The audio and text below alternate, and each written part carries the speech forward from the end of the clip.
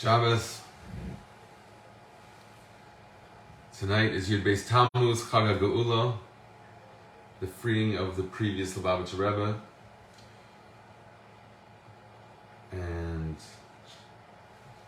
to be free to have our beliefs and celebrate and disseminate wisdom.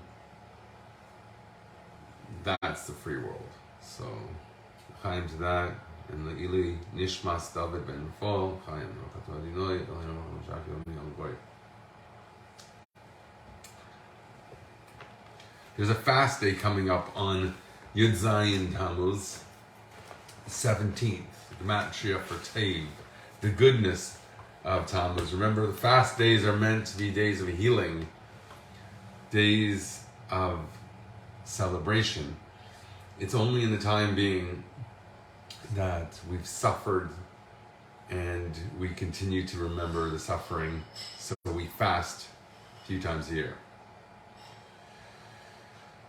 But that year, in Tafshin and Aleph, 1991, it was a fast that was pushed off because the fast, the 17th of Tammuz, fell out on Shabbos, so it was the 18th that they had to fast, and that is Gematria of Chai. So 17 is Teiv, good, and 18 is Chai, life. Which emphasizes, the Rebbe says, the idea that in a fast, Lachyeisam Bara'av, to invigorate through fasting, through hunger. Shehara'av Tainis Atzmayunin Shel Chayas, when the fast itself is the idea of fire, of life, rather. So the Rebbe tells us to go to Shir Shirim, the Alter Rebbe, and there's a beautiful mimer based on the words, you are fair, my darling, in Song of Songs. Shir Shirim, King Solomon says, you are fair, my darling. You are fair. So it's the repetition, the Alter Rebbe, who writes this work on these words, focuses on this repetition. There's two types of beauty and love described here. You are fair, and your eyes are like doves. Welcome. Your eyes are like doves. Doves are said to gaze at each other constantly. They're not just pigeons that you want to shoo away. They're symbols of love and giving attention. And the attention is described as feeding. Did you ever notice that a strong gaze is a feeding, you're giving?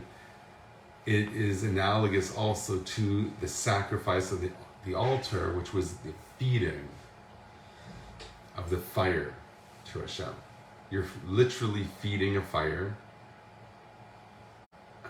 So it says, Yisrael mefarnesin l'avim shebashamayim. The Jewish people give parnasa, which means here food. They're feeding their Father in heaven.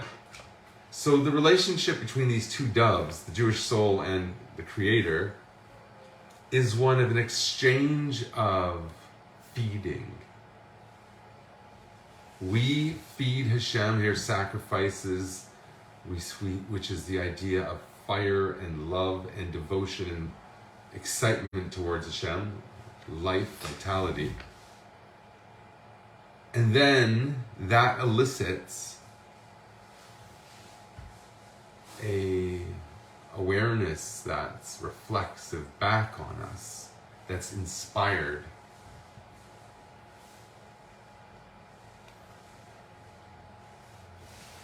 That's Father, so the masculine force calls back.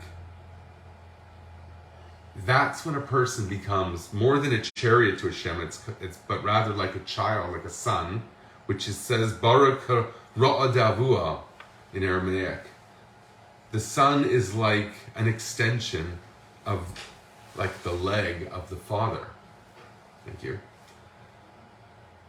So there's a chariot, it's a separate thing that's being directed.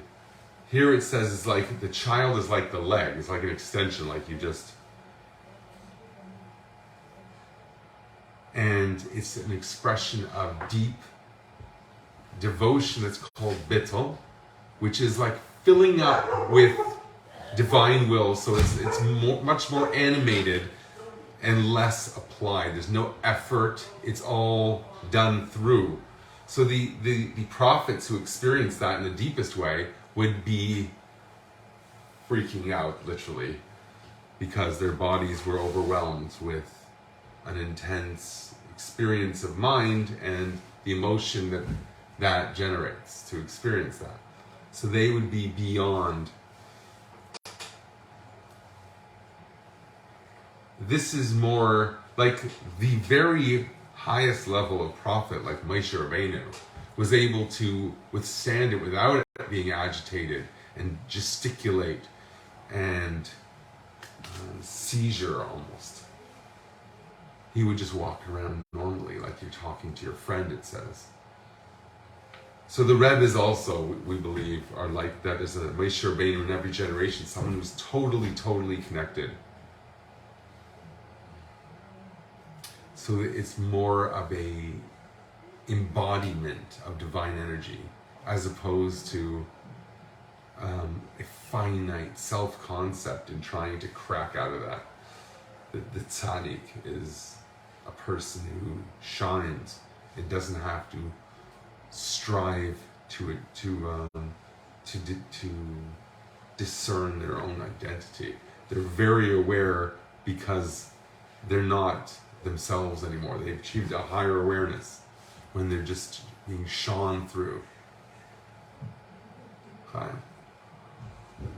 So I want to skip into the middle of this Maimar. Maybe I'll do a bit of the beginning, just to give you an idea of how it starts, and then I want to do half of it towards the end so we can prepare for Shabbos. Hanach yafa riyase, hanach yafa einayich yainim. Your eyes are doves. So basically, you're beautiful, my beloved, your eyes are doves. But it says it twice. Hana yafa riyasi, hanach yafa ein yafa. The idea, why does it double the praise in this verse? Hu she'echad keneged nasa lebeis keneged nishma. Because we did two good things in the origin of our relationship with Hashem. We said, we're going to do whatever you want, Hashem. We trust in you.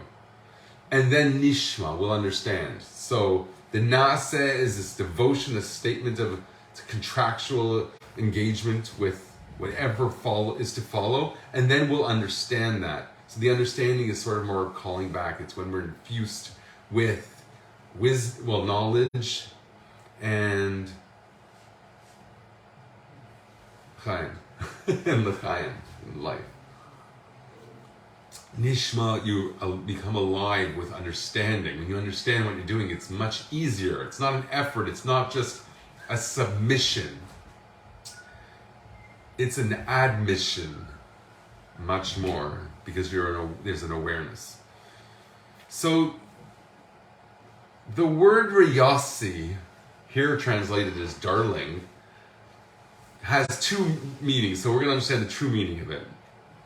The one is, as it says in the Medrash, on the verse, Lesusasi, riyasi, mifarnasasi. My horse, I guess, sus is a horse. Riyasi, my beloved, mifarnasasi, the one who feeds me, the one who provides for me.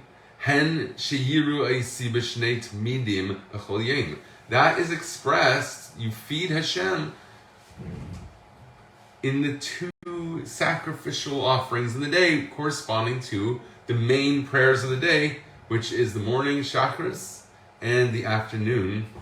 They would offer a sacrifice at each time of the day, the morning and the afternoon. The nighttime Mariv prayer is a custom. It's not an obligatory in the same way, but it's accepted as the standard prayers because the sacrifices would continue to burn on into the night. So there's this lingering nachas ruach, pleasing fragrance that's lingering at night from the hard work of the day, and you have three prayers. So Riyasi, this love story between the Jewish soul and Hashem, in Shir HaShirim, the Song of Songs, it uses the word riyasi. We say it's two meanings, and they both resonate, the Alter Rebbe says. They go in kana echad, one pipe, both the interpretations. One means you give to Hashem by the sacrifices, which means prayer in our case. And the second meaning is in the literal sense, which means reus, belovedness, ve'ava, and love. Oy reyacha sher kenafshecha, or like your friend who is like your soul. Okay, I'm glad we started here in the beginning of this mimer. Hi. Learning a mimer, Shir HaShirim from the Alter Rebbe. Two meanings for Yossi.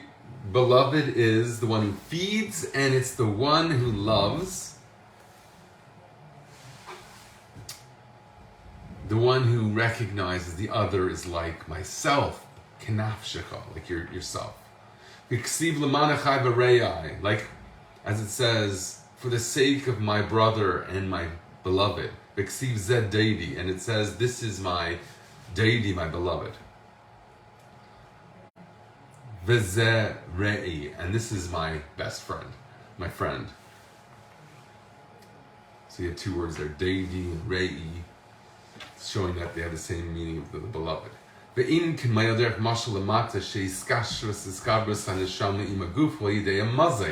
in both cases, there's a connection established. When you feed someone, you connect their soul with their body. You bridge the two with bread, which we'll see is Torah. Remember that the context here is we're being hungry and being invigorated through the hunger, transforming the upcoming fast day into a feast day. Just add an E in there, which means eat. The fast becomes a feast when you put an E for eat. So, Lachyesam bara'av, how are we therefore invigorating through starving? There's a higher level than eating, and it's the hunger. The hunger that is, we shall see. The hunger, that's really the answer to the question. The Rebbe told it, quoted the verse that has to do that the hunger itself is a source of vitality. So this mimer is supposed to explain that to us. If we make it to the end, we have about a half an hour left. We'll figure that out. But we're gonna say, here it is.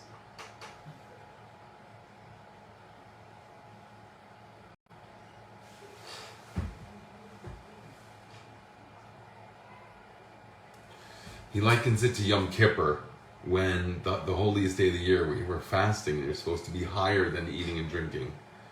It's fine. It says, Ein Hashem El Yerav. It's this dependency, it seems, or this looking up to that elicits Hashem turning his eye to those who fear him. In other words, shining back. Okay, so that doesn't really explain it. I realize that, but I'm really hoping if we rev up to there, by seeing the whole context, it will just make so much sense. Okay, so we had two meanings for beloved. It means to feed, or it means to be in a relationship of love that is connecting, analogous to connecting the soul to the body, which happens when you eat food. You connect two things, there is unity. The unity is expressed in the terms of Avodas Hashem, what you're supposed to do to connect to Hashem through this, is that by arousing your desire towards Hashem, that you should have no other desire, as it says, who is unto me in heaven, and with you I haven't desired anything else. That elicits, so in other words, you direct your will towards Hashem, wanting nothing else, that in turn, the Alter Rebbe writes, elicits the supernal will. You turn your mortal will to Hashem. Hashem responds with the supernal will, lowering himself into investing the infinity of himself into this thought. Machshava, this thought. What thought? The thought of wanting to connect to Hashem.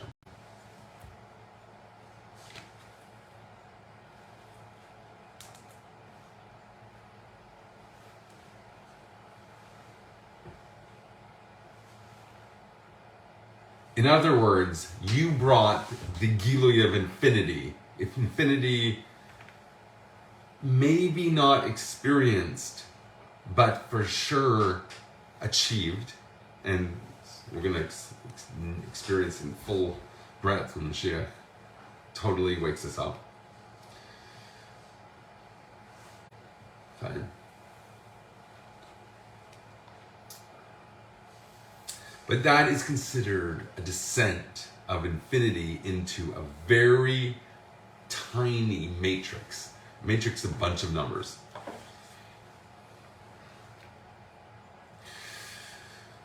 So this turning of the will is described in the same word as before. We said, remember, that the simple meaning of reus, reyasi, is reus deliba in Aramaic, the love or the will of the heart. So the friends, this relationship that is like doves that gaze at each other, is expressed in reus deliba, a friendship that, or a love, that's called the love of the depths of the heart. That's when the good ideas you put in your head are actually experienced and felt.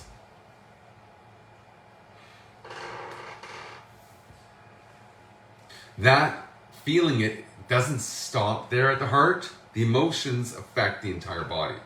So it starts in a good idea, starts with the mind, it's felt in the heart, and the heart radiates and animates the body. So it goes through the whole system. When you do this, when you turn to Hashem in this way, it lights up your mind, heart, and body.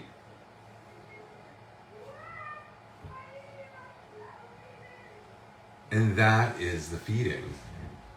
You understand? You feed your attention.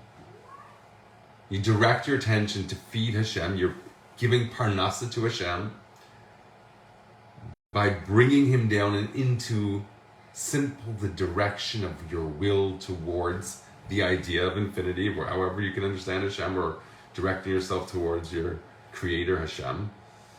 That's like connecting the soul to the body when you eat and you become alive and animated.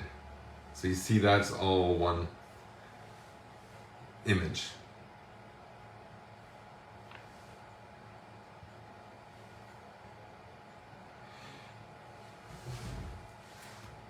That's called drawing supernal wisdom into, I guess, the matrix. Hamalu b'gam b'chol neshamas Yisrael, and it's illuminating and shines rather not in the matrix per se, but in the soul of the Jew. That's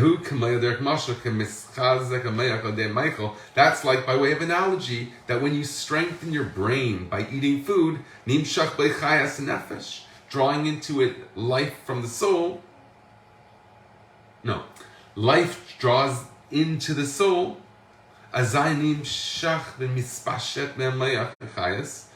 So it starts in the soul, it goes to the brain shoots out energy to the entire body. To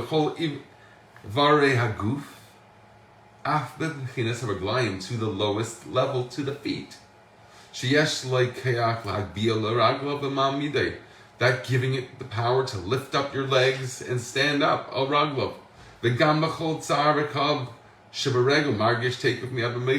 And you see a connection between the lowest thing, your foot, and your head, if you ever stubbed your toe, chas v'shalom.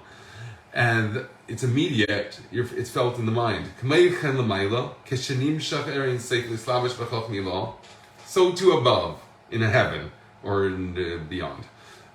When you draw down the infinite light have Hashem to be one, or enter the realm of wisdom, supernal wisdom, that's called Avinu, our Father. Ki chochmei lo nikra Abba, because supernal wisdom is called Father. The tzaddikim and the righteous, the kroim banav, are called his children. You are children of the Lord of God, your Lord. Because the son is like the leg of his father, one body. Hu bechinas regel,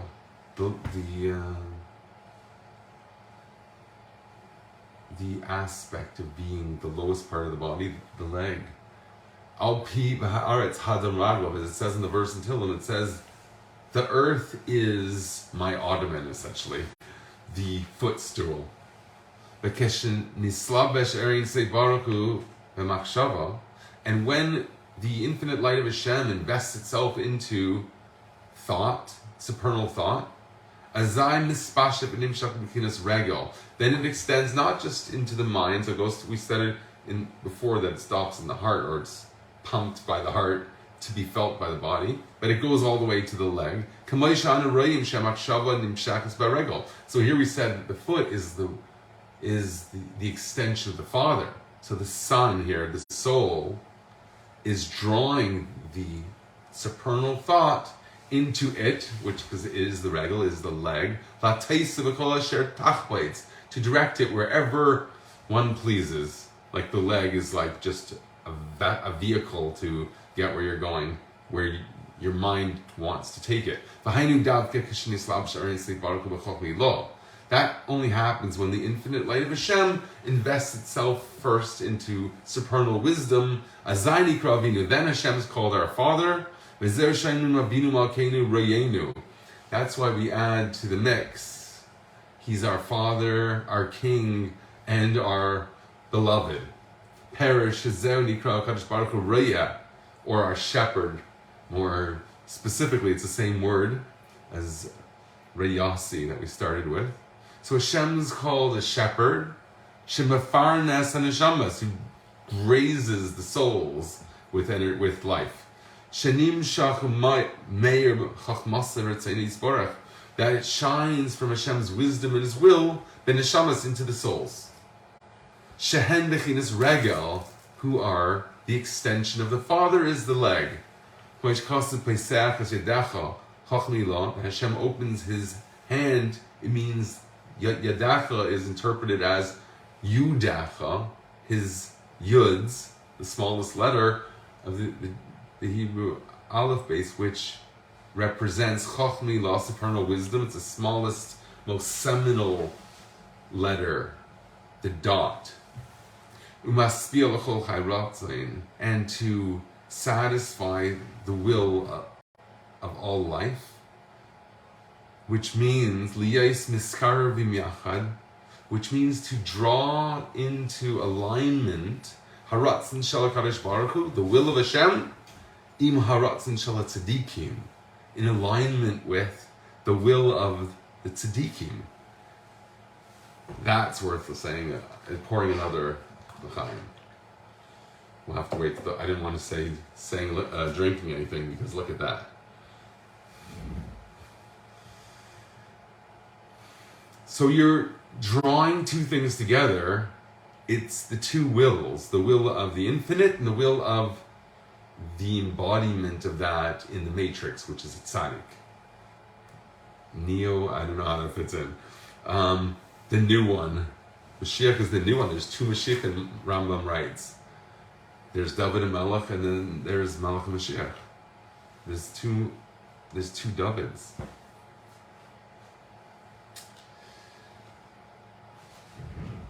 How did that become relevant? So the tzaddik has a will, Hashem has a will, they become aligned, or we daven for that, Peseach HaShedacho, open your hands, open Chochmei Law, and satisfy everyone with will. So what is that? Chai Ratzain, maspia, to satisfy, by joining together the two wills, so they're one. V'hayu lachadim mamish, to become literally one, she'ein lehem ratzon acher, that they, meaning Hashem and the tzaddikim, have no other will. They're totally in alignment. Zulasi masha reitzeh kadosh baruch hu, all what Hashem wants. Meichan HaKadosh Baruch Hu eitzeh ratzon yarov. Also Hashem does what the ones who fear Him want. There's this reciprocity. Hashem is the source of life. Meaning, look from your supernal, the sanctities, your holy palace in heaven. Uberach, and bless your nation. What does it mean from heaven? Perish mefarnesim lavi ham shebeshamayim, which refers to what the sages say, that the Jewish people provide for their Father in heaven. Okay, that was the first part of the line, and now we have time to do what I wanted to get to the second. We got about, I think, 18 minutes before candlelighting in our time zone.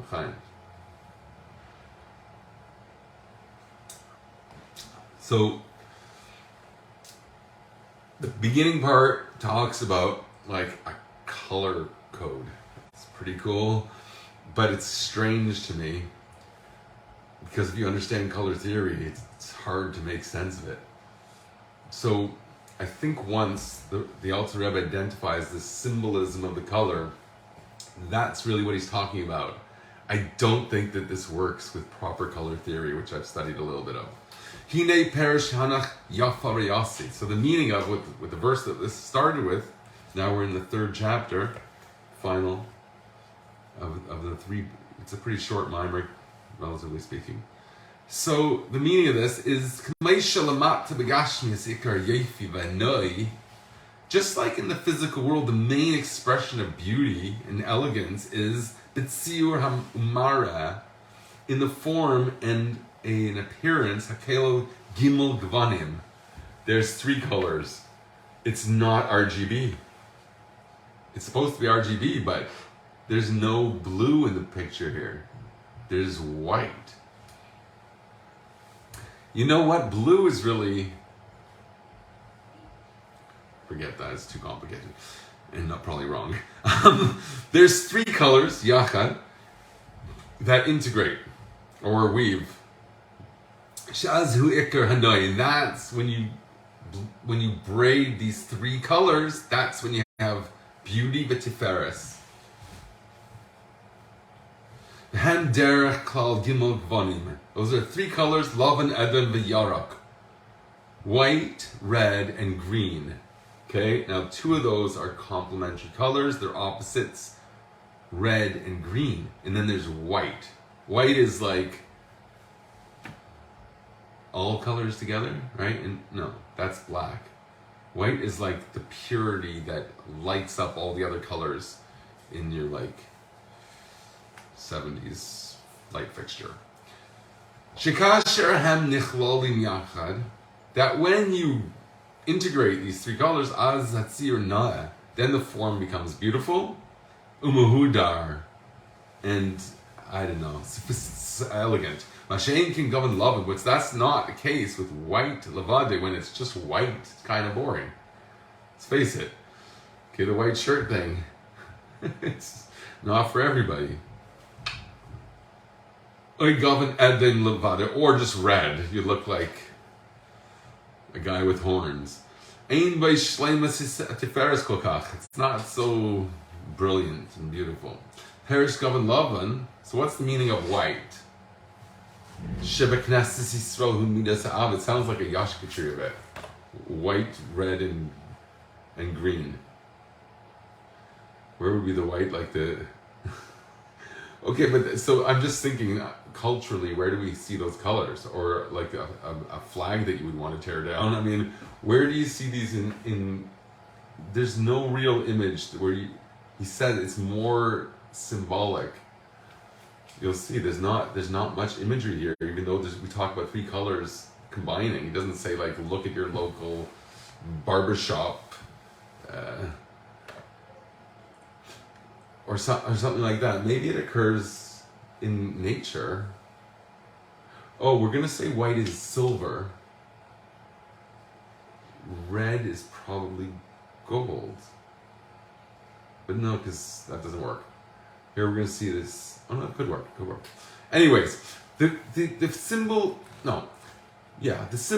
of white amongst the Jewish people is the quality of love, the chesed, l'avas Hashem, the beneficence, is that a word?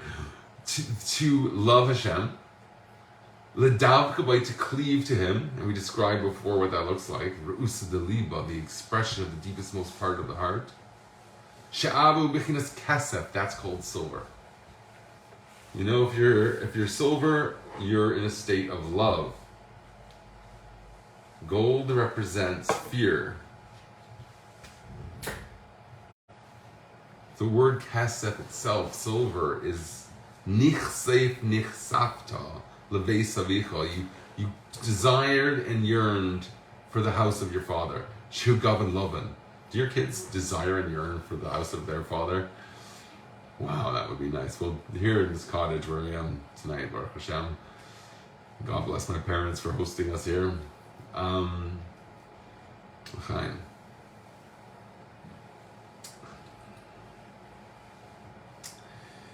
So the kids are probably very happy to be here. Though you can't hear it now, they're probably all in the shower. This is the inherent love of every Jew.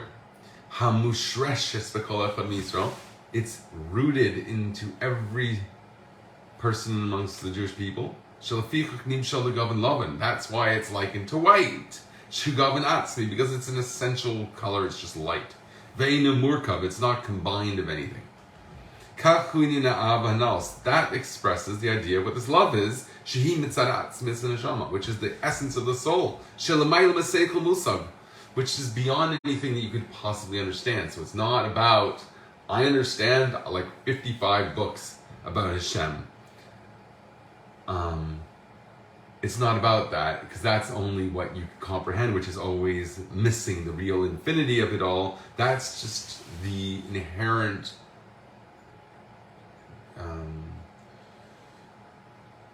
destination of the soul, because it's the origin of the soul. But after the love and the desire, the kesef, the kesef, the chuka, the yearning that we spoke about, then you have to withdraw, expressing the idea of the left hand pushes away, yira, which is, what did Kierkegaard call it, Lavdil? Fear and trembling. No, here it's just fear, I guess, and awe. I must inspire al pasuk Shemaim Kissi. This heavens are my throne. Bezeo Gavana Adaim. So the fear is the red. Sheha Behaneshamas Shubechinas Gvura, which is discipline. Behem Beis Bechinas de Avram Ayavi Pachad Yitzchak, which is the love of Avram and the fear of Yitzchak, expressed in these two colors, white and red. The Gavan Shlishi Hu Bechinas Yarok. The third color is green. Did you ever hear that the Yaakov is called green? He was Ishtam. Is green a color of simplicity? I guess you, like, if you're in the forest and you're like, have those little elven shoes, they'd probably be green.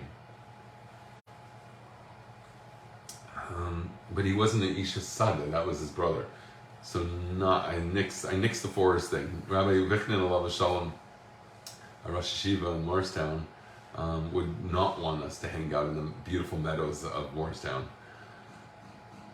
The hilltops where I just was lit up. They wanted us in the yeshiva. I guess it's like a unique place. I sat in many hilltops, many meadows when I was a kid, being very hippie and bohemian. But I didn't sit in many batei medrash. So that's what he wanted us to absorb, that environment. It was actually a monastery or something like that before, where they converted it, and it had like stained glass windows. But I always saw that as a Jewish thing, because they were just, I guess, very abstract, and they were in the environment of an aron, the ark in the front and the bima and everything. So to me, that became, welcome, Kim, Chaim. To me, the stained glass became a very Jewish thing, and look at Chagall was probably did a lot of shuls maybe too. So the third thing is the blend. Not in a blender, you don't make it into like a soup. You have a weave, a pattern. You have pleating, is that how you say it? Like braids. That's a mamutza, it's an intermediary. It's an entanglement. Bein shnei gvanim, hafachim, the two opposite colors, which are white and red. Hainu midas shel yaakov. Why? Because it's chesed and gvura. So I really think that you got to really focus on the spheres here, not get mixed up too much in color theory. It will not be too helpful until you really get a really good understanding of this, and you'll figure a way to resolve it. So the green is the intermediary between the two colors, but the problem is it's a complementary color with the red. So white and red are really... Anyway, my dear wife tells me gavanim are not really colors, it's shades. But then how could you say that green is a shade of red? That doesn't really make sense. They're hues. Anyways, so there's an integration that's called green. Shehu midas harachim, which is compassion. There's giving, so like this benevolence that doesn't care, you just give to everybody. Then there's this discipline that says, wait a second, they don't deserve. And then you have an integration to, it's called compassion, that's Yaakov. La'er rachmim al nafshay b'rois segdulas Hashem. To arouse mercy on the mortal soul. That doesn't make sense to say mortal soul. That sounds like an oxymoron. Can you say mortal soul? If it is, it's an oxymoron in the sense that it's an illusion of being mortal, because in truth the soul is, you can say the soul is divine. I actually, it's slipping me a bit. I'm not going to paskin on that one after a few l'chaim, for sure not. Oh, l'chaim Kim. I'm late, but we'll listen from the start later after Shabbos goes out. We got about 10 minutes. I really hope we can finish this. So compassion is, you see your soul, it's not able to experience all of Hashem, so it's a Rahmanis. Hashem has to be concealed for it to exist. The whole time it exists, then there's a concealment. So there's compassion. Asher li glosa in cheker, and Hashem's greatness is beyond measure. And to contemplate the fact that the soul came down from its exalted heights. And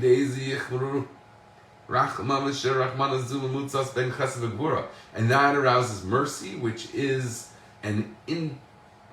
it's the tweenie of chesed and gvura.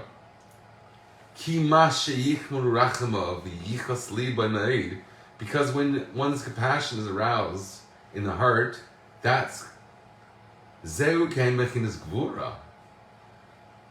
That has a tinge of severity to it. Why?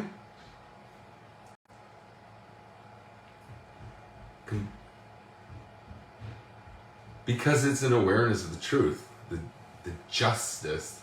It's inherent to the discipline is justice, and I think that's the way I'm interpreting it. But the main thing inclines itself towards chesed ve'ava, benevolence and love. So that's compassion.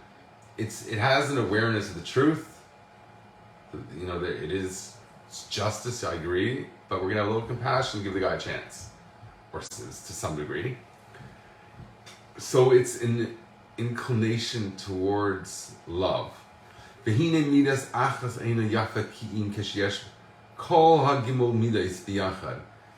in one respect, it's not beautiful unless there are all three of these together.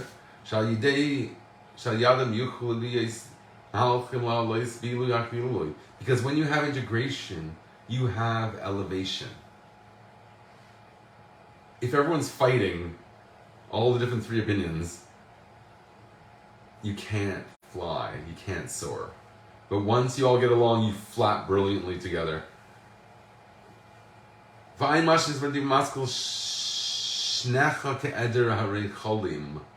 Your teeth are like a flock of sheep. I guess they're all in line. You know, you want all your ducks in order when you're grazing your flocks. And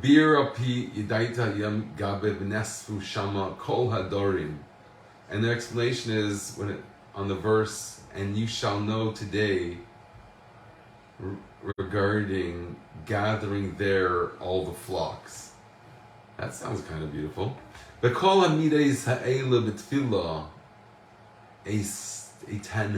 And all of these qualities are in prayer, I will give them. Because the forefathers established prayer. So we have these three colors, they represent the forefathers. Chesed, Gvura, Tiferes. They made three prayers corresponding to those aspects. That's the true beauty when you integrate all of this. That's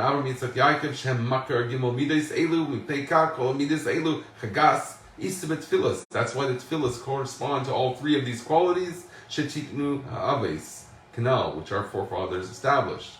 That's why it says Yaakov, compassion, redeemed Abraham, which is kindness.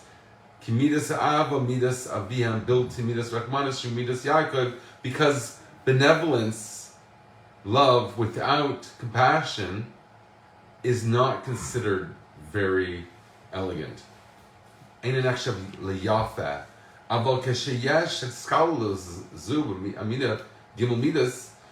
But when you integrate this quality, compassion, to the other, and the three, then azai hu yafa, that's considered beautiful.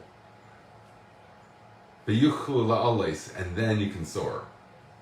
You have to the integration, and then you could rise up ad enketz, without end. So that means basically you have your tefillas in order. Your tefillas focus on three different aspects. When you have them all together, then you could soar. Hello. What do you mean it's time? I have 4 minutes according to my calculation before. No? Okay, I gotta go. We're going to stop a bit short. Looks like I'm needed. Good Shabbos, everyone, and maybe, who knows, but maybe we'll have a beachside class. Good Shabbos.